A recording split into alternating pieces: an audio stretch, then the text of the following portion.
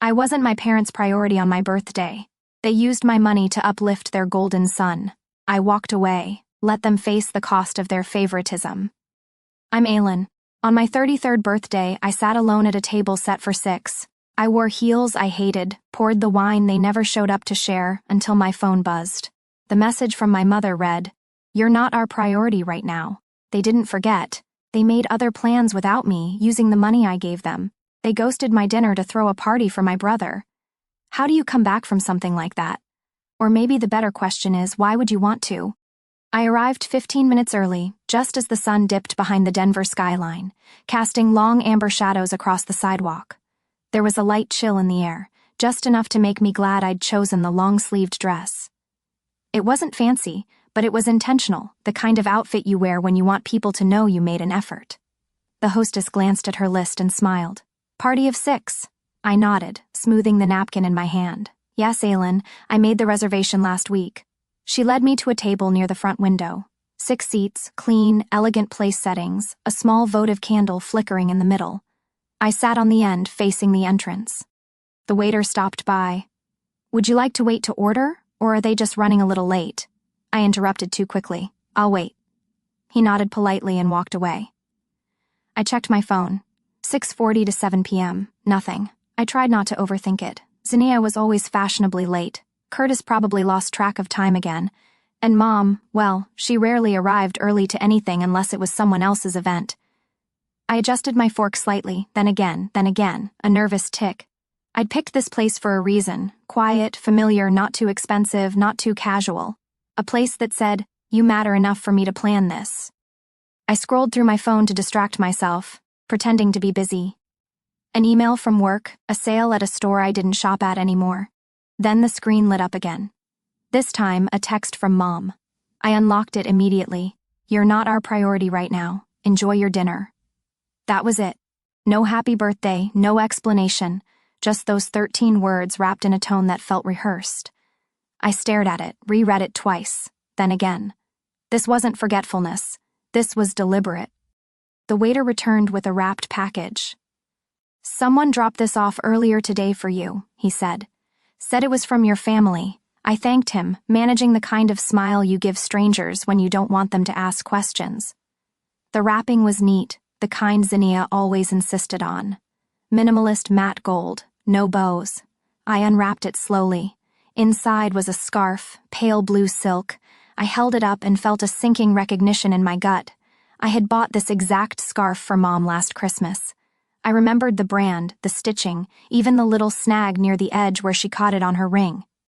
I looked at the card tucked beneath the tissue paper. "Happy birthday from all of us." But underneath that message, faintly visible, was my own handwriting, the one I'd written last year. "Love you always, Mom." They hadn't even bothered to use a new card, just rewrote over the original like memory could be overwritten the same way. I placed the scarf back in the box. My hands were steady, but my breath wasn't. A couple at the table beside me sang softly, some kind of anniversary celebration. Glasses clinked. Laughter bubbled from the back near the bar. The world kept turning. I lifted my wine glass and took a sip. I didn't cry. I didn't call. There was no panic, no drama, just a weight settling inside me like concrete. The thing about being excluded enough times is that it eventually stops feeling shocking. I remembered birthdays where my presence felt optional. Ones where Zinnia gave a speech and forgot to mention me, or where I ended up taking pictures instead of being in them. This one was different, though. This one was mine, and they chose not to show up. I sat for a while longer, watching the streetlights blink on one by one. Then I pulled a sticky note from my purse. I'd brought it to jot down a grocery list, maybe. I used it for something else. 5 words. That was all I needed. I left a 20 under my plate, more than enough for the wine, and walked out quietly. I didn't tell the waiter goodbye. I didn't check my phone. On the table, beside the untouched bread and the recycled gift box, sat the note. "Thank you. No more seats." By the time I got back to my apartment, Denver had gone quiet. The sky outside my window was holding on to the last bits of blue before turning completely black. I dropped my purse on the counter, slipped off my shoes, and tossed the sticky note I'd left at the restaurant next to the fruit bowl I never filled. The apartment still smelled faintly of hairspray and anticipation. I didn't bother turning on the lights. The glow from the city was enough to navigate around my own disappointment. I poured a glass of water I wouldn't finish and sat down at the edge of the couch, like I was still waiting for someone to join me. My phone buzzed. I ignored it for a moment, half hoping it was just another calendar reminder. But something in me itched. It was a notification from Instagram. Zinea had posted a new photo. My thumb hovered over the screen. I shouldn't have clicked, but I did. The image loaded slowly. Then it hit me like a punch in the throat. There they were, Velma, Zinea, Curtis, even Uncle Ray, who hadn't been invited to anything since he got caught lying about Dad's will. They were standing in front of the Marina restaurant in Boulder, smiling, glowing, holding glasses of champagne.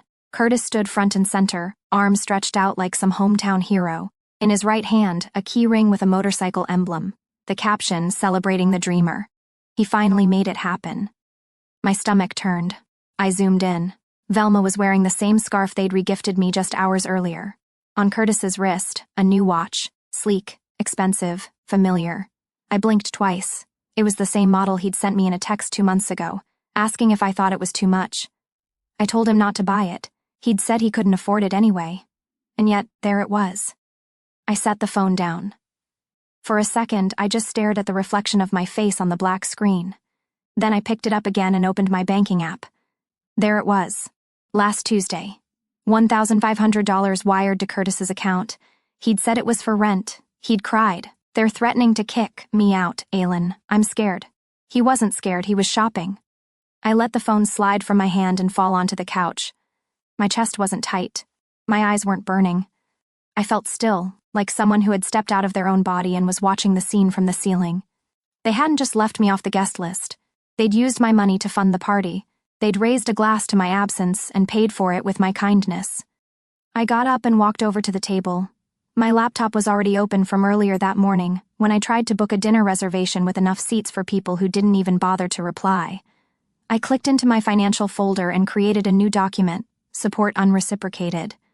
Line by line, I began adding what I could remember. Car loan relief, $2,800. Mortgage bridge payments, $5,200. Emergency dental for Zaya's son, $600. Motorcycle celebration, funded unknowingly by me, $1,200. No receipts, no thank yous, no invitations. I copied the photo from Zinea's post and pasted it beside the last line.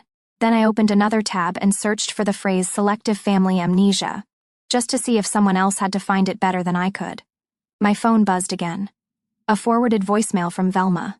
I didn't play it. Instead, I let the notification sit on the screen while I stared out the window at the slow crawl of headlights in the distance. Somewhere, a couple was probably celebrating an anniversary. Somewhere, someone was holding a child close after a long week. Somewhere, people were choosing each other. And mine had chosen this. I whispered to the silence. This is what they chose. Let them live with it. The next morning came quietly, as if the world itself was trying not to intrude. I woke not because of an alarm, but because the blinds hadn't been fully closed the night before. Pale light spilled across the carpet, cold and uninviting. My apartment, still tidy from hours of trying not to feel anything, looked like it had been set up for a guest who never arrived. I didn't reach for my phone. Instead, I sat on the edge of the bed and stared at the corner of the room where my suitcase leaned against the wall, still packed from that weekend I'd canceled to help Velma fix a leaking pipe. She said she'd tried calling Curtis first, but you know how boys are. I remembered missing a weekend getaway with people who actually wanted me around. And I remembered saying, "It's okay, Mom, I'll come." It was never okay. I just didn't know how to say that out loud. At the kitchen table, I opened my laptop and pulled up the spreadsheet I'd started the night before. I created a new tab and typed the title, Emotional Overdrafts. Then I began to list not just the wire transfers and checks, but the moments I had withdrawn something from myself to deposit it in someone else. Canceled trip to New Mexico, Curtis's car broke down. Thanksgiving catering, no reimbursement, never acknowledged. Zinnia's baby shower decor, last-minute ask, thanked only on Facebook. Velma's emergency dental bill, claimed she'd pay me back, never did. No tears, just facts. That was the difference between sadness and clarity. Sadness left you curled up. Clarity sat you up straight and asked for itemized proof. My mind wandered. There was Zinnia's wedding. I was seated near the back, next to the catering intern and someone's ex-boyfriend. When they raised glasses for the toast, Zinnia said to my amazing family, then forgot my name, called me Aylin with a long I, like I was a +1. And the Christmas Eve dinner where Velma asked me to just help in the kitchen real quick while everyone else posed for photos by the tree. I came out 20 minutes later with a tray of roasted vegetables and heard Uncle Ray ask, "Oh, you were here?" I was always there, just never counted as being there. The difference was subtle but sharp. My phone finally buzzed. I glanced at the screen. A message from Mara. "Hey, just wanted to give you a heads up. My aunt ran into your mom yesterday. She said Velma told people you're exaggerating things, making drama. Said you've always been a bit much." I set the phone down slowly. So that was the story now. Not just erased, but rewritten. My silence wasn't just being ignored, it was being used. I thought about every family gathering I'd shown up to out of guilt. Every birthday party where I'd taken the photos instead of being in them. Every gift I'd sent when no one remembered mine. And I thought of the photo I'd seen just hours earlier of them celebrating Curtis, funded by my blind generosity. I scrolled through my phone and found a picture from 2 years ago. Holiday dinner. Everyone was smiling. Velma was holding a glass of wine. Zinnia wore a red satin dress. Curtis had already spilled gravy on his shirt. I wasn't in the picture because I was the one who took it. I held the phone in my hand for a long time, staring at the image like it might finally let me in. It didn't. I was never in the picture, I whispered to the empty room, because I was the one framing it.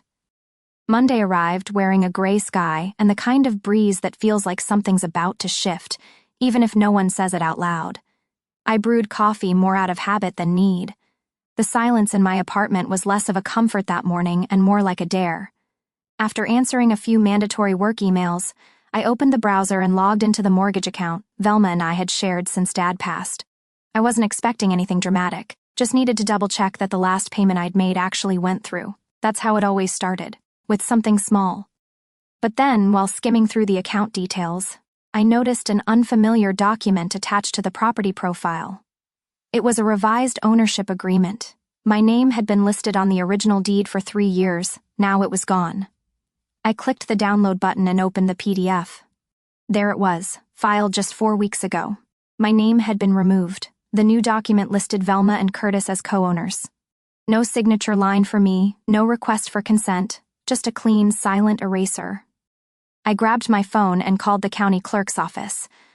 After 5 minutes of hold music and 2 transfers, I was connected to a woman with a calm voice and a tired tone. "Yes, ma'am," she said after I gave her the file number. "This revision was submitted in person. Paperwork's been processed and notarized." I tried to keep my voice steady. "Was there a signature from me on file? Let me check." The pause on her end stretched so long I almost ended the call myself. Then she returned.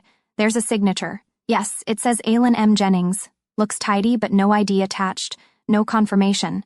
Just the signature page." "I never signed that," I said flat. "That's not mine." "Well," she replied, her voice now carrying a hint of tension, "I'd recommend contacting a property attorney if you believe fraud was involved."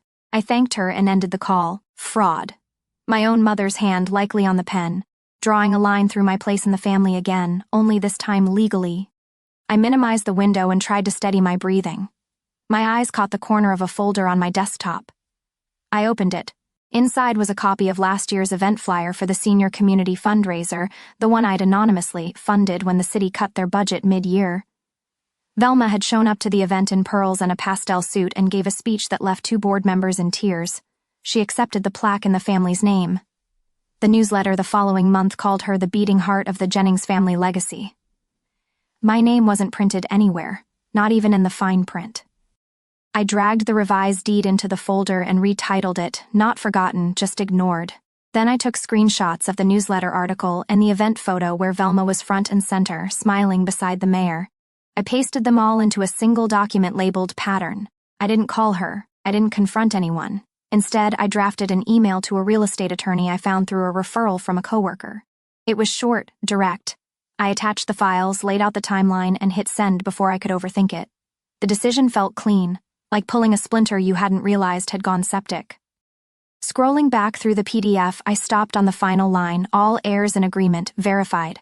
They didn't even pretend to check, they just assumed. I whispered to the quiet screen, I wasn't just forgotten, I was deleted. The light outside had begun to dim, slipping into that soft blue-gray hush that happens right before night settles in. Shadows from the trees danced across the living room floor, stretching long and uncertain. I hadn't changed out of my work clothes. Hadn't really done much at all. My shoes were by the door. The microwave meal was half-eaten on the table, and I sat motionless on the couch, staring at the muted TV like it owed me something. I had grown used to the quiet, but that evening the silence felt wrong. Not peaceful, performative, like something was waiting to happen. Like a drum roll before the drop. Then a knock, soft but firm, not hesitant. No, it was the kind of knock that said, "I'm coming in whether you like it or not." I opened the door, already bracing myself. And there she was, Velma, holding a pastel gift bag, the kind you'd pick up last minute from a pharmacy. Tissue paper fluffed up like whipped topping. Her face was tight.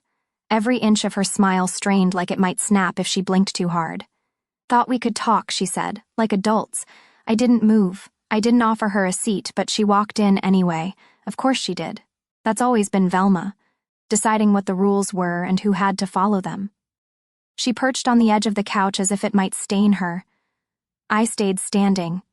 There was no version of this where I made myself smaller just to make her comfortable. "I know how things looked," she began, smoothing her palms on her jeans. "But we honestly thought maybe you needed some space. After what happened at dinner?" I blinked, just once. "What happened at dinner?" I said slowly. "Was that you didn't show up?" She acted like she didn't hear me, just kept going. "I just think there were misunderstandings. And, well, you're not always the easiest person to what?" I asked, letting the words slice the air between us. Velma exhaled sharply through her nose, dropping the nice girl act. "You're just so sensitive. You always take everything personally, like the world is out to get you." Ah, there it was, the old refrain, the family classic, that I was the problem, that I was too much or not enough, that I couldn't take a joke, couldn't let things go, couldn't just be easy like everyone else. But I wasn't angry. Not anymore, not the way they wanted me to be. I looked her in the eye and said, calm and clear, "No, I just stopped lying for you." Her mouth twitched. Not a smile, not quite a frown, just that uncomfortable recognition that someone has seen through you. She crossed her arms and leaned back like she was settling into her disappointment. "I didn't come here to apologize," she said. "I just didn't want people thinking we abandoned you. Of course not. It wasn't guilt, it was optics." She placed the gift bag on the table like some kind of offering, her expression stiff with effort. I picked it up, walked to the kitchen, and dropped it gently into the trash can. Not with anger, with finality. When I turned back around, she was still watching. Frozen. I reached into a drawer near the sink and pulled out the folder I had prepared earlier that week. I'd been waiting, not hoping, preparing. I handed her a single page from it. It was neat, detailed. A financial breakdown, every contribution I'd made to the family over the last 5 years. Dates, amounts, rent, groceries, utility bills, emergency bailouts. No one ever paid back. Velma glanced at it, then looked at me. Her face didn't move, but her fingers tightened around the paper. "This," I said, "is who you've been talking about behind my back." She opened her mouth to respond, but didn't find the words. I didn't stop. "Next time someone asks where I've been, tell them the truth. Tell them I stopped paying to be ignored." Her shoulders dropped slightly, like the mask was too heavy to hold up anymore. She stood slowly, adjusted her coat like it was armor, and walked to the door. Just before she left, she paused, one hand on the knob, and muttered over her shoulder, "You'll regret this once you're alone." I walked her to the door, closed it quietly behind her, and turned the lock. Then I leaned my forehead against the wood, breathing in the weight of it all. Not sadness, not victory, just release. I whispered, "I've already been alone. This time it's by choice." And in the stillness that followed, I didn't feel hollow. I felt free. Friday evening slid in without ceremony, the kind of quiet that makes you realize just how loud your life has been. Outside, the air had turned crisp, dry with that first whisper of winter tucked beneath it. I hadn't bothered to shut the balcony door after the sun dipped below the skyline. Letting the cold creep in felt like my own silent rebellion. It stung a little, sure, but it was honest, cleaner than the backhanded concern and performance apologies I'd been fielding for weeks. I sat cross-legged on the edge of the couch, barefoot, a throw blanket wrapped around my shoulders like a shield. A glass of wine sat untouched on the side table beside me, the rim catching a sliver of lamplight. I wasn't drinking tonight, not out of discipline, but because I wanted to feel everything clear and raw. My mind wandered back to Velma's visit, but this time, I didn't flinch. I didn't replay her tone or the expression she wore like she was auditioning for Martyr of the Year. Instead, I just heard the words, not as threats, not as daggers, just as static that had finally stopped buzzing. You'll regret this once you're alone. I let those words settle in the room like dust. Then I looked around. Alone wasn't new. Alone wasn't a punishment. It was where I had always done my clearest thinking, where I'd stitched myself back together after the last time they tore through me with their expectations, their entitlement, their relentless hunger to take without asking. I stood slowly, walked to the balcony door and shut it. The latch clicked into place with a sound that felt final, like a door that doesn't need to open again. I turned to go back to the couch, and that's when my phone lit up. The family group chat. Alive and well, apparently. It had been weeks since I opened it. Still, the notifications crawled across my lock screen like a bad dream coming back for another round. Emergency call tonight, 8 p.m. sharp. No drama this time. Let's try to keep it civil and productive. And then from Zinea, don't invite her this year. She ruins the mood. The chat had a new name now, Family First, followed by a broken heart emoji and a waving hand. They didn't remove me. That would have taken a spine. Instead, they just kept talking as if I'd already left the room, as if I never belonged in it. I stared at the thread for a moment. My thumb hovered. Then I hit mute, then delete. Not rage, not spite, just peace. I opened my inbox, hoping for something to pull my focus somewhere else, somewhere less toxic. And there it was. A new email from the real estate attorney I'd contacted earlier in the week. Subject, final title adjustment confirmed. I clicked it open, my pulse slow and even. The message was short, efficient. All title removals have been processed. Your name no longer appears on the joint property. Effective immediately. No ceremony, no apology, just cold, clean truth. I exhaled long and steady. My body didn't jump with joy. My heart didn't race. This wasn't triumph.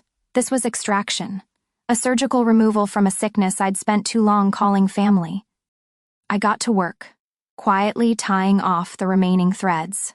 I unsubscribed from the grocery delivery service Velma had hooked up to my account, still sending crates of expensive snacks to her house like it was some family tax I owed. I shut down the autopay for the shared streaming accounts, the photo cloud, the password logins. One by one, I cut myself loose from every shared shadow they'd left behind. Then I drafted a message. It wasn't a goodbye, it was a release. Handled what I needed, no further responses required. I sent it into the void of the muted thread. Then I opened a new folder on my desktop, named it Closure is Mine. Inside, I dragged the scanned title deed, the receipts, the screenshots, the thread where Zinea suggested I skip Christmas for everyone's sake, the email where Velma denied borrowing my emergency fund, then Venmo'd it to herself the same day. I didn't plan to reopen that folder, but I needed it to exist. Proof, not for them, for me. Because when someone tries to rewrite your story, you better be ready to show them the original. I passed the hallway mirror on my way to the bedroom. Something stopped me. I hadn't looked at myself, really looked. For days I stepped back and stared. My reflection stared back. Same eyes, same face, but different posture. I didn't look like someone trying to win anyone back. I didn't look like someone begging to stay. I looked like someone who had finally stood still long enough to let the storm pass and realized she was still standing. You broke me once, I whispered to the mirror. My voice didn't shake. This time, I'm the one walking away. I turned off the lights. The room went dark, but for the first time in months, I didn't feel afraid of it. I felt free. Saturday morning arrived with a kind of hush, like the world had tiptoed in, not wanting to disturb me. The sunlight crept slowly across the living room floor, filtering in through the blinds as if testing whether it still belonged here. For the first time in weeks, I didn't reach for my phone first thing. I made coffee, 2 scoops of the bold roast I'd hidden from guests. I watered the plants by the window, talking to them like they were old friends. I even pulled out that book I'd promised myself I'd finish, a collection of essays on stillness I'd barely cracked. For a moment, just a moment, I believed I might be able to slip into the rhythm of a life that belonged solely to me. One that didn't orbit around obligation, guilt, or manufactured loyalty. A quiet, self-authored kind of life. Then my phone lit up. 1 missed call. Then 3, then 7. The family group chat, as always, had undergone another rebrand.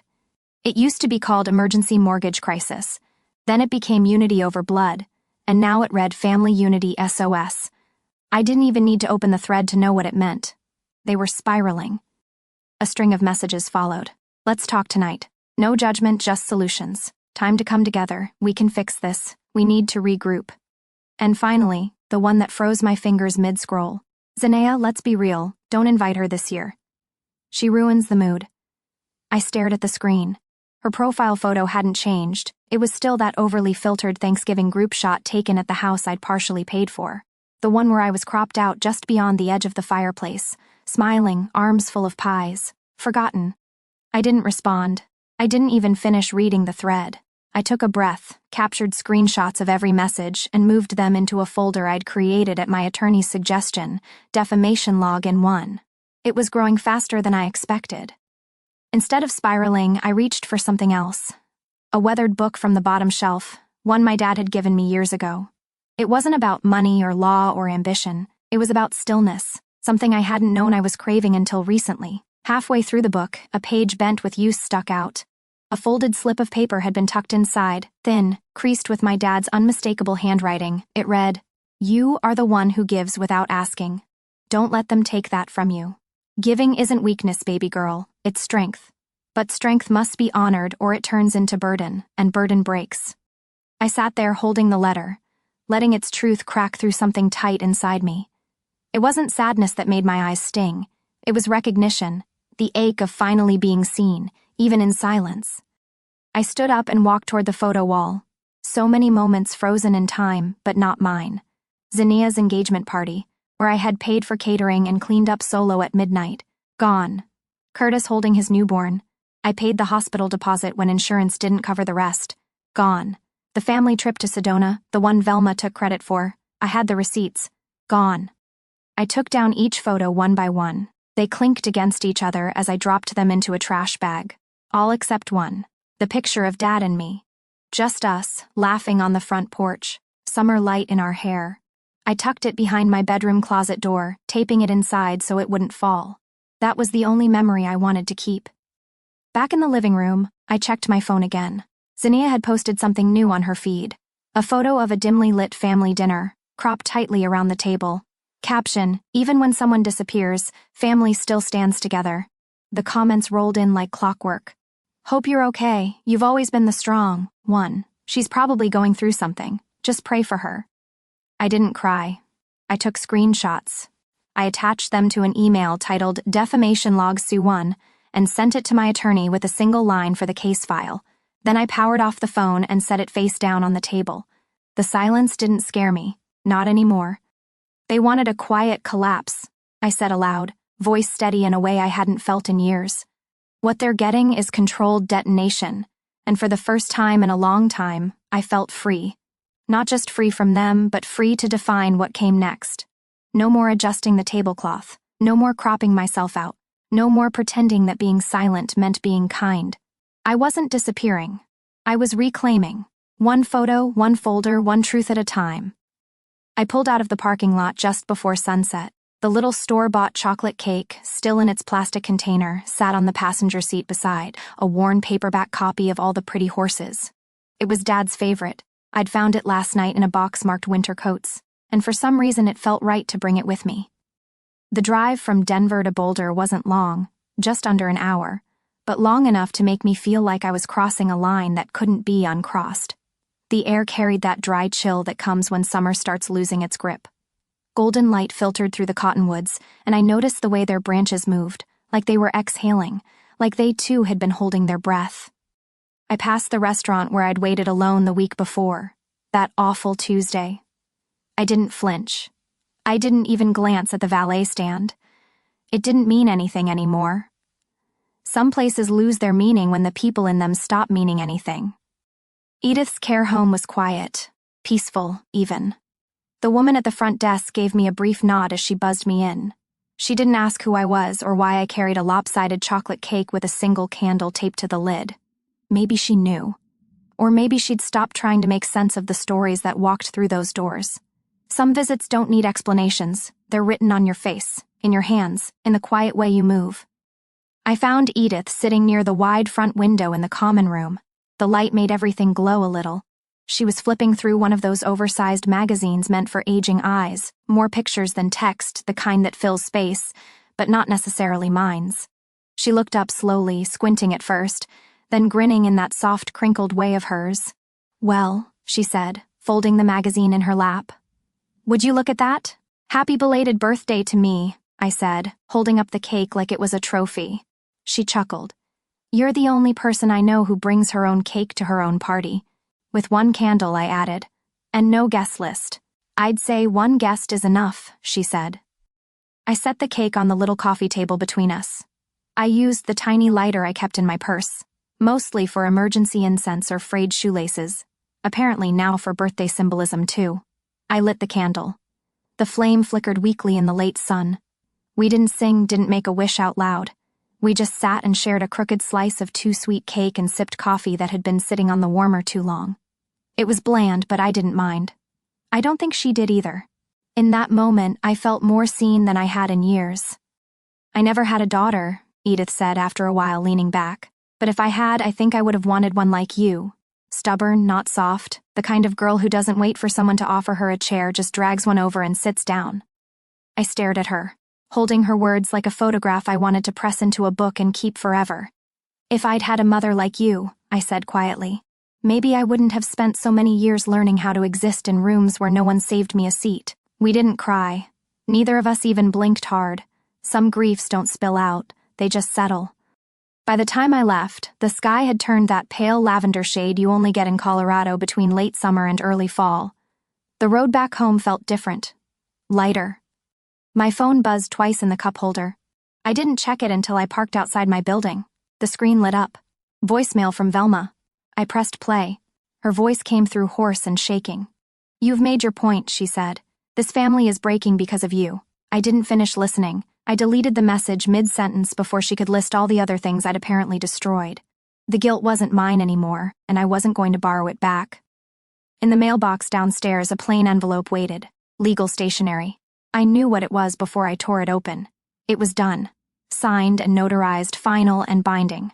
My name no longer appeared on any shared property titles. No more joint accounts, no more inherited obligations. Every last thread had been cut, clean, official, irreversible.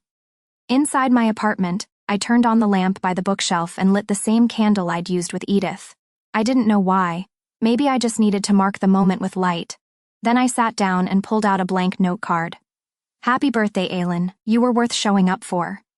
I placed it next to the only framed photo I still kept, me and Dad standing ankle-deep in a lake upstate, holding fishing rods and grinning at something I can't remember anymore. But we looked happy. I was barefoot. He was wearing that old ball cap he never let anyone touch. Then I opened my laptop. New folder, new file, title, What I Owe Myself. Chapter 1. I didn't write a manifesto. I didn't draft a speech. I just typed slowly, carefully, not to prove anything to anyone, but because I finally could. Because my story didn't belong to them anymore. And as the words filled the page, I realized something. For the first time in a long time, I felt free. Sunday arrived before the sun even broke the horizon. I didn't need an alarm to wake me. My eyes opened to silence, no buzz of my phone, no urgent texts, no one tugging on the edge of my peace. The stillness wasn't just quiet, it was earned. And this time, it didn't feel like loneliness. It felt like space mine. I stepped barefoot across the cool hardwood floor, heading toward the kitchen. My steps felt different. Less rushed, more grounded. I brewed a cup of coffee and leaned against the counter, listening to the faint hum of the machine and the occasional birdsong outside. Still no alerts, no calendar reminders. Just me, my breath, and the soft beginning of a day I didn't have to survive. I could simply live. Coffee in hand, I walked to the patio and did something I hadn't done in months. I slid the door open fully. The morning air rolled in gently, not sharp, not intrusive, just honest, like it wasn't asking anything of me. And I didn't flinch. I took a long sip of coffee, then just stood there watching the sky shift colors. I wasn't waiting for anything or anyone. For once, I didn't feel like I was preparing for battle. I wasn't rehearsing a defense or crafting a careful reply. I wasn't trying to earn space that was already mine. My phone buzzed from the other room. I didn't rush. I finished my coffee, rinsed the mug, and dried my hands before checking it. Voicemail from Curtis. I hesitated for a beat, then played it. No greeting, no emotion, just his voice, sharp and familiar. Mom's freaking out. The mortgage is overdue again. The bank's calling. You knew this would happen when you pulled out. Just like that. No responsibility, no reflection, just blame. Tossed like a hot potato in my direction. I didn't feel heat rise in my chest. I didn't feel the sting I used to. I just forwarded the message to my attorney with a simple subject line, "Do not engage." A few minutes later, another ping. The family group chat I hadn't touched in over a week lit up. "Velma, we didn't raise you to be cold." Zinnia, like clockwork, chimed in, "You're still family, but family doesn't abandon." I just stared at the screen for a moment. They didn't raise me to be cold. They raised me to be silent, to absorb, to bend, to keep showing up even when the door was closed in my face. This wasn't abandonment. This was preservation. For the first time in my life, I wasn't cutting ties out of anger. I was choosing peace over performance. I placed the phone face down and walked to the bedroom. My closet door was already half open, and I pulled it the rest of the way. Inside, still taped to the wood, was a photo of Dad and me. Slightly wrinkled from time, corners curled just a little. He was laughing in it, his hand on my shoulder, steady and proud. For a long time, I thought that photo was proof that I'd been loved once. But now, it reminded me of who I was when no one was watching. I grabbed a sticky note and wrote, "You didn't raise me to break. You taught me how to hold." I pressed it beside the photo and smoothed the edges flat. Then I went back to my desk, opened my laptop, and pulled up the document I'd started after my talk with Edith. The title still read, "What I Owe Myself, Chapter 1. I stared at the blinking cursor for a while, letting the quiet speak first. Then I began to type. Lesson 1. You are allowed to leave the table when love is no longer being served.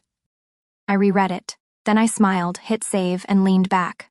I opened a new browser tab and searched for flights, not because I wanted to disappear, but because I wanted to arrive somewhere fresh, somewhere I didn't carry old definitions of who I had to be. There would be no dramatic exit, no social media goodbye, no announcement, no final plea for understanding, just a quiet decision, a booked seat, a tomorrow that belonged only to me. And that right there, that was the freedom I'd been chasing all along. Not a house, not approval, not the illusion of reconciliation, but this. The soft click of a door opening in the morning, the taste of coffee without anxiety, the ability to read a cruel message and choose not to answer, the courage to say, "This isn't where I stay anymore." I didn't feel lonely. I felt whole. And I knew wherever I was going next, I wouldn't be bringing their silence with me, only my voice. And that was enough. Sometimes walking away isn't weakness, it's wisdom. I spent years trying to earn a seat at a table that was never meant to hold me, and when I finally stood up, I realized I had the strength to build my own.